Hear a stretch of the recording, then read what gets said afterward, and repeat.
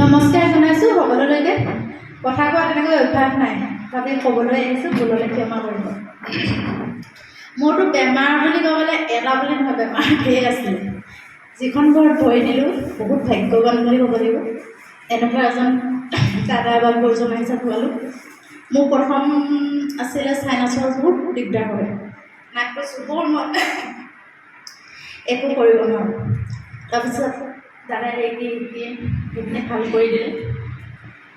নিজৰ পৰা সেইখিনি শিকিব লাগে কিবা বুলি তেতিয়া ইমান গুৰুত্ব দিয়া নাছিলে। ভাল কৰি দিছে, ভাল হৈছে, তেনেকেই থাকোঁ আৰু। খোৱা বোৱাটো মেইনটেইন কৰিব পাৰি, সেইকেইদিন খোৱা বোৱাটো মেইনটেইন কৰোঁ। আকৌ খোৱা বোৱা খেলি মেলি আহি যায়।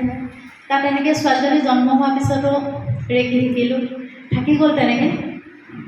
তাৰপিছত সদায় কৰ্মশালালৈ মাতি থাকি কিবা কৰে, কিবা কিবি মানে ঢেৰ প্ৰব্লেম আহে আৰু। এইবাৰ চাগে ভগৱানে বুলি নকওঁ, গুৰুসকলে বুলি গুৰু বুলি ক'ব লাগিব। আৰু গীতিমণি বা তেখেতেও চাগে যিখিনি জোৰ দিলে আপুনি যাবই লাগিব এবাৰ কিবা কিবি, সেইদিনা তেনেকেই লৈ আহিলে। মোৰ ৰাস্তা খোল খালে বুলি ক'ব লাগিব। ভাগ্য কিবা এটা চাগে ব্লক হৈ আছিলে, সেইখিনি খোল খালে, মই আহি পালোঁহি। তাৰ আগতে মোৰ বেমাৰ হৈছিলে কৰ্মশালাৰ পিছতে, ছেকেণ্ড নম্বৰ কৰ্মশালাটোত আছিল। তাৰ পিছদিনা মোৰ বেমাৰ বুলি লৈ আহিলে, সেইখিনিও মোৰ ভাল হ'ল। মই ডক্টৰ দেখাইছিলোঁ, মেডিচিন খাইছিলোঁ। ক'ত মেডিচিন এতিয়া ক'ত পৰি থাকিলে কি হ'ল একো খবৰ নাই, সেনেকুৱা ধৰণৰ। মই সেইখিনি ভাল পাওঁ। আৰু এটা কথা মনত পৰিছে, মোৰ থাইৰয়ডৰ প্ৰব্লেম আছিলে। ছোৱালীজনী জন্ম নোহোৱাৰ আগৰ পৰা মোৰ থাইৰয়ডৰ প্ৰব্লেম। মই প্ৰথম গুৱাহাটীত দেখাই থাইৰয়ডৰ সেই টেবলেট তেতিয়াই যি খালোঁ। তাৰপিছত ছোৱালীজনীও হ'ল, একো মই থাইৰয়ডৰ টেবলেট খাবলগীয়া নাই হোৱা। ল'ৰাটোও হ'ল, একো থাইৰয়ডৰ মই টেবলেট খাওঁ। বহুত মানুহে কৈ থাকে মোৰ থাইৰয়ডৰ প্ৰব্লেম আছে, সেনেকৈয়ে কয়। তেতিয়া মই ভাবোঁ মোৰো আছে থাইৰয়ডৰ প্ৰব্লেম। তাৰ মানুহে কয় ল'ৰা ছোৱালী হয়, বিকলাংগ হয়, কিবা কিবি ঢেৰ কয় আৰু।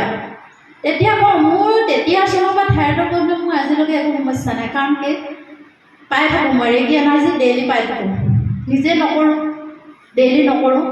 যেতিয়া টান পাওঁ তেতিয়াহে নিজে কৰোঁ বা ছোৱালীজনীক কৰিব পাওঁ। কিন্তু ৰেগুলাৰ আমি ৰেগি পাই থাকোঁ বুলি এটা বিশ্বাস আছে।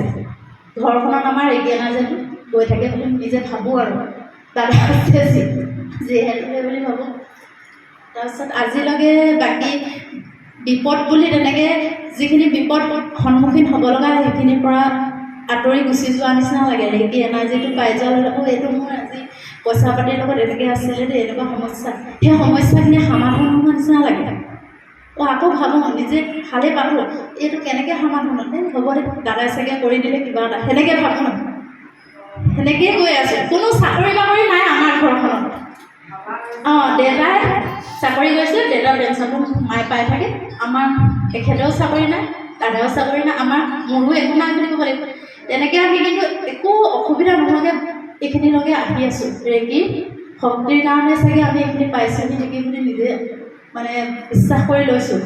আৰু আগলৈও এনেকৈ যাব পাৰিম বুলি ভাবিছোঁ। হাতত চাকৰি থাকক নাথাকক, মানুহে বহুত মানে চাকৰি নাই কিবা নাই বুলি বহুত টেনশ্যন লয়। সেইখিনি টেনশ্যন ল'ব লগা নালাগে।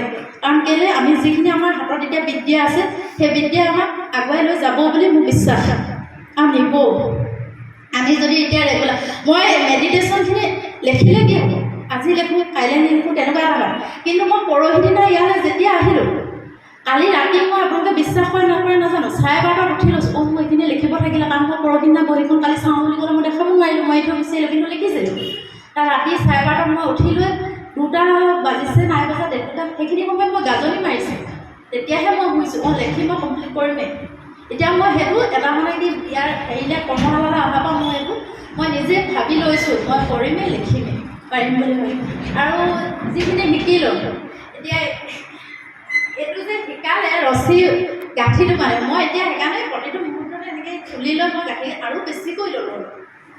মই এতিয়া এইখিনি মই এইটো মানে আহি গ'ল আৰু মই এনেকৈ থৈ থাকিম। মই নিজকে নিজে আটাইতকৈ বেছি ভাল পাওঁ। মই নিজকে নহ'লে এই অভ্যাসটো নাহিলেহেঁতেন। মোৰ সেইটো এটা মানে কি আহি গৈছে, নহ'লে মই ইয়ালৈ নহাহেঁতেন মই সেইখিনি নাপাওঁ। আৰু পানীৰ কথাটো, পানীত যিখিনি সেইখিনি এতিয়া জানি বুজিও নাই কৰা নহয়। ইয়াত আহিলোঁ কাৰণে কৰিবলৈ ইচ্ছা যাব বা যাব পিছলৈকে যাব বুলি ভাবিছোঁ। আৰু মানে ছোৱালীজনীয়ে দেখাইছেগৈ যোৱাবাৰ কৰ্মশালাত আহোঁতে মোৰ এনেকৈ ৰছী এডাল ভাবিছোঁ ভাল এটা মানে এতিয়া লিখোঁ নিলিখোঁ ইয়াত কৈ থাকিলে পাৱাৰটো বাঢ়ি যাব। সেইখিনি পালোঁ কৰ্মশালালৈ আহি। আৰু আমি যে এতিয়া ঘৰখন ক্লিননেছ কৰিবলৈ সেইখিনি এই বৰ লেতেৰা হৈ আছে বা এনেকৈ আমি বহুত ভাবি লওঁ। তেতিয়া যদি কোনোবা অহাৰ কথা অলপ ৰেডি এনাৰ্জি প্ৰবাহিত কৰি দিওঁ, তেতিয়া অহা মানুহখিনিয়ে নেদেখিব যেন লাগিছিল, লেতেৰাটো চকুত নপৰিব যেন লাগে। মোৰ অনুমানত কৈছোঁ, মোৰ কৰ্মশালাটো মানে কৰি পিনি মই ভাবিছোঁ দেই, সেই বস্তুটো মানুহে নেদেখিব বুলি ভাবিছোঁ।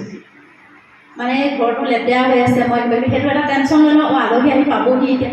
কিন্তু মই যদি ৰেডি এনাৰ্জি প্ৰবাহিত কৰি দিওঁ ঘৰখনলৈ, সেইখিনি নেদেখিব বুলি ভাবিছোঁ। আপোনালোকৰ মনে কি কয় নাজানো, মোৰ মনে সেইটো কৈছে, মই সেই বুলি ভাবিছোঁ। আপোনালোকক সকলোকে লগ পাই ভাল লাগিলে। কাম আৰু পিছলৈ কৰ্মশালা হ'ব, লগ পাম সকলোৱে আশা কৰিছোঁ। এয়াই কৈ মই সামৰণি মাৰিছোঁ, ভুললৈ ক্ষমা কৰিম।